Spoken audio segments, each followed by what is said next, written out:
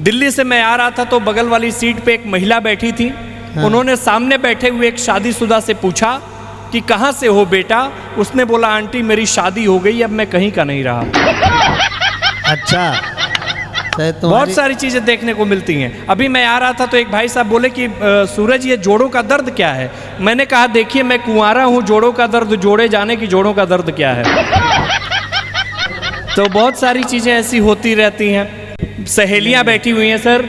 किसकी सहेलियां आपकी होंगी या आपस में कई सहेलियां ऐसी होती हैं। सहेलियां बड़ी कमाल की होती हैं। वो पिछले दिनों एक सहेली ने दूसरी सहेली से कहा कि यार पड़ोस वाली आंटी ने मेरी नाक में दम कर रखा है। तो दूसरी सहेली ने कहा कि क्यों, क्या हुआ। तो उसने बोला यार जब भी किसी की मोहल्ले में शादी पड़ती है तो आंटी मेरा गाल खींच के कहती हैं अब तेरी बारी, लेकिन मैंने आंटी की आदत छुड़वा दी। तो दूसरी सहेली ने कहा कि कैसे छुड़वाया। तो उसने बोला कि जब भी मेरे मोहल्ले में कोई मरता है तो मैं आंटी का गाल खींच के कहती हूँ अब आपकी बारी। ये कैसी सहेली थी भाई। तो बहुत मस्त आप लोग सुन रहे हैं। हमारे एसडी ग्रुप के आदरणीय श्यामू द्विवेदी भैया हमारे बीच में बैठे हुए हैं। श्यामू भैया, एक वकालत का छात्र एलएलबी की परीक्षा में फेल हो गया। प्रोफेसर साहब के पास गया। प्रोफेसर साहब से बोला कि प्रोफेसर साहब आपने अगर मेरे 3 सवाल का जवाब दे दिया तो मैं रिजल्ट सही मानकर वापस चला जाऊंगा, और अगर आपने सवाल का जवाब नहीं दिया तो आपको मुझे पास करना ही पड़ेगा।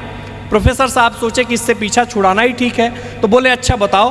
तो उसने बोला कि प्रोफेसर साहब ऐसी कौन सी चीज है जो लीगल है लेकिन तर्कसंगत नहीं, तर्कसंगत है लेकिन लीगल नहीं, ना लीगल है ना तर्कसंगत। प्रोफेसर साहब को जवाब नहीं सूझा तो उसको पास करके भेज दिए। अगले दिन वही सवाल क्लास के बच्चों से पूछा तो देखा सभी ने हाथ खड़े कर रखे थे। तो एक बच्चे से बोला प्रोफेसर साहब ने कि अच्छा तुम बताओ। तो बच्चे ने कहा कि प्रोफेसर साहब आपने 56 साल की उम्र में एक 25 साल की लड़की से शादी की, ये लीगल है लेकिन तर्कसंगत नहीं। आपकी पत्नी ने अपने उम्र के लड़के को अपना बॉयफ्रेंड बनाया, ये तर्कसंगत है लेकिन लीगल नहीं। और आपने अपनी पत्नी के बॉयफ्रेंड को फेल होते हुए भी पास कर दिया। ये ना लीगल है ना तर्कसंगत। अच्छा देखिए, एकदम न्यूट्रल होकर के, मैं बिल्कुल ये जान के नहीं सुना रहा हूँ कि यहाँ पे बीजेपी के लोग हैं कि सपा के हैं कि कांग्रेस के हैं। मैं कोई ये जान करके नहीं सुना रहा हूँ। देखिए देश में केवल 2 लाइन लगी हुई है, पहली धुरंधर की और दूसरी सिलेंडर की। धुरंधर वाली लाइन विपक्ष नहीं मान रहा और सिलेंडर वाली लाइन सरकार नहीं मान रही। सही बात है। भले सिलेंडर श्यामू भैया पर्याप्त मात्रा में ना मिले, लेकिन शाम को ब्लेंडर पर्याप्त मात्रा में जरूर लेनी चाहिए। इससे सिलेंडर की टेंशन दूर हो जाती है। बहुत आनंद हर तरफ बिखरा हुआ है।